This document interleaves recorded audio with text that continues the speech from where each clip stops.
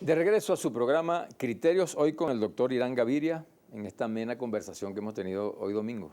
Irán, las personas que hicieron algunas preguntas, ¿qué les Claro. responde? Sí, tres preguntas. Una de una señora sobre el tema de la carne y del arroz, otra sobre las medidas que habría que tomar y finalmente una señora que fue demostradora del hogar en el campo venezolano pregunta sobre el abandono de la agricultura.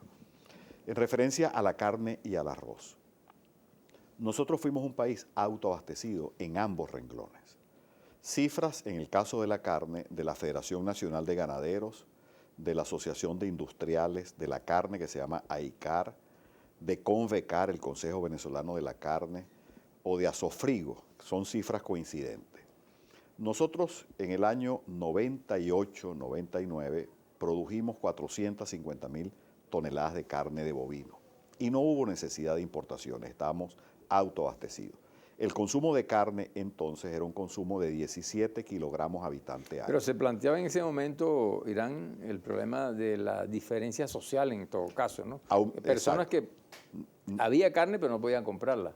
17 kilogramos y luego, con los aumentos de los ingresos petroleros, nosotros llegamos a tener un consumo de 23 kilogramos de carne habitante año. Aumentó el consumo de carne por eso que tú estás señalando.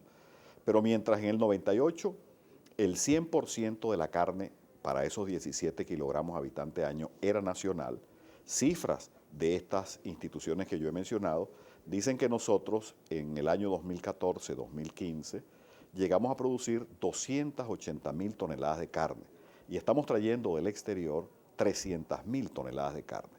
Hemos retrocedido en materia cárnica. También se importaba en ese momento también carne, ¿no? En el año 98 se importaron apenas 3.000 toneladas de carne, que eran cortes especiales para restaurantes, etcétera, pero no las importaciones masivas de carne que tenemos hoy en día. En el caso del arroz, cifras de Fede Arroz, la Federación Venezolana de Arroceros, que preside el ingeniero agrónomo Fuas Casén, o de Asovema, la Asociación Venezolana de Molineros del Arroz, nosotros llegamos a producir 1.250.000 toneladas de arroz. El arroz se produce fundamentalmente en Guárico, en el sistema de riego de Guárico, en Portuguesa. Ha aumentado la producción de arroz en Cojedes. Pero hemos tenido un problema grave que es el problema del cambio climático que nos ha afectado muchísimo. Ha afectado, pero fundamentalmente ha afectado el tema de los precios a los productores. En la última cosecha de arroz, el arroz tiene dos ciclos, un ciclo de verano y un ciclo de invierno. Se le pagó a los productores 8.60. ¿Cuál sería el precio óptimo para eso? Los productores entonces pedían 19 bolívares. Hoy en día se ha acordado un nuevo precio con un subsidio, pero no es suficiente. En el caso del arroz no es suficiente y los productores están haciendo exigencias de un precio que sea rentable. Ambos renglones, leche y arroz, que además forman parte del plato nacional, que es el pabellón, la carne esmechada y el arroz, son ejemplos muy gráficos de dos renglones en los que estuvimos autoabastecidos y en los que hemos retrocedido.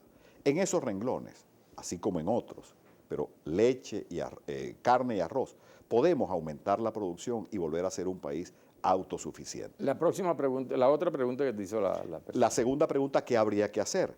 Y lo hemos dicho durante el programa y además lo hemos dicho para reforzar lo que tú planteaste en el editorial, la necesidad de volver al campo y darle a los agricultores, a la familia rural, seguridad jurídica, seguridad de bienes y vida, precios rentables, provisión de insumos, cambio y adecuación de la maquinaria agrícola, sembradoras, cosechadoras, mejoramiento de la vialidad, sistemas de riego, en el caso del arroz es muy importante y particularmente el sistema de riego del río Guárico. Sí. Pero volvemos al tema y tal vez quienes nos están viendo y tú dirás, pero ¿por qué se insiste tanto en el diálogo y en el entendimiento? No podemos tener un país con pleno abastecimiento de arroz si quienes producen arroz, quienes lo reciben, quienes lo trillan, quienes lo pulen, quienes lo empaquetan en granos de arroz blanco, quienes lo distribuyen, no tienen seguridad jurídica, paz y sosiego. La República está requiriendo, Germán. Sí, ¿en cuánto tiempo nosotros requerimos, cuánto tiempo requerimos para volver a tener autosuficiencia en cuanto a la producción agrícola en Venezuela, sobre todo en los rubros? Depende del rubro. Arroz es un cultivo de ciclo corto, de 2 cosechas al año, y en un par de años, si hay estas condiciones a las que nos hemos referido, nosotros volveremos a ser un país autoabastecido y exportador de arroz.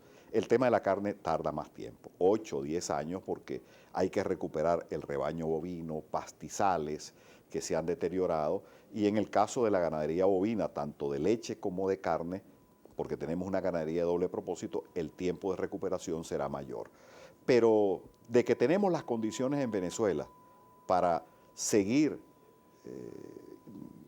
digamos, en una ruta de crecimiento económico, como la tuvimos en algunos años, en estos 100 años de explotación petrolera, lo tenemos, hace falta ponernos de acuerdo. ¿Somos suficientes en Venezuela, pues los venezolanos, sin inversión extranjera, poder llegar a esos niveles de excelencia o productividad? En el caso de la agricultura hace falta tecnología en semillas, en fertilizantes, en maquinaria agrícola, en cruzamiento genético. No podemos ser totalmente suficientes. Caso concreto, caso de la ganadería bovina. Nosotros tendríamos hoy, las cifras varían, pero alrededor de 15 millones, 16 millones el rebaño bovino, tenemos que tener un rebaño de 30 millones de cabezas, y eso amerita importación de semovientes, de pajuelas de semen, de embriones bovinos, y eso amerita el concurso de la inversión extranjera. Claro, la última pregunta que te hicieron. La última pregunta es el deterioro del campo, la señora que habló de esto. Sí, cuando uno produce menos café en Guárico, no solo se afectan, Germán, los productores de café de Guárico, sino también la señora que vende el cafecito o que tiene un teléfono y lo alquila, o el bodeguero, o el farmacéutico, por cierto, o el taller mecánico. El que vende ya el producto final, pues el cafecito de la mañana, tiene una rentabilidad impresionante con relación al productor, ¿no? O sea, que esa relación ahí medio Sí, desfasada. pero lo que yo trato de señalar es que cuando se deteriora un rubro, sea el café, que es el ejemplo que estamos poniendo, sea la carne, sean las verduras y hortalizas allá en Bailadores o en Timote, se afecta a toda la población.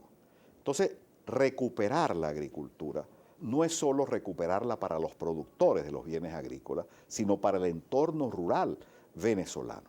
Entonces, esta es una tarea que tenemos pendiente, la tarea de recuperar las zonas rurales venezolanas, devolviéndole a los productores del campo la rentabilidad, la seguridad jurídica, la seguridad personal que amerita.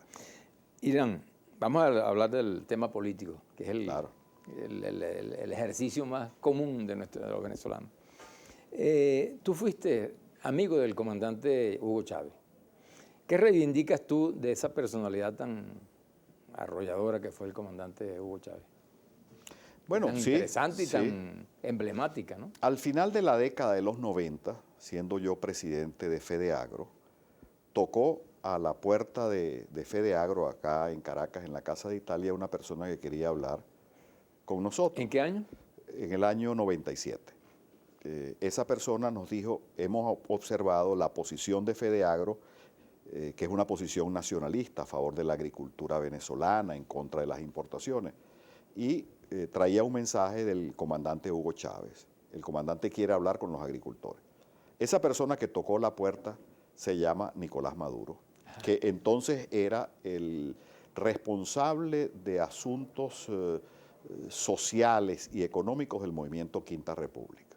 Allí hablamos, la directiva de FedeAgro, con el entonces precandidato, porque ya había en Chávez la idea del acceso al poder por la vía electoral, y los agricultores frente a los dos últimos gobiernos, tanto el gobierno de Carlos Andrés Pérez II como el gobierno de Caldera II, que desmontaron las protecciones al sector agrícola, éramos muy críticos y decidimos, la inmensa mayoría de agricultores... O sea, que en ese momento se golpeó rudamente la... Y los agricultores fuimos muy contundentes en nuestra crítica a esa apertura indiscriminada del sector. Irán, vamos a ir a un corte comercial y nos vas a responder entonces el por qué te fuiste en ese momento del Parlamento o renunciaste. Ya regresamos.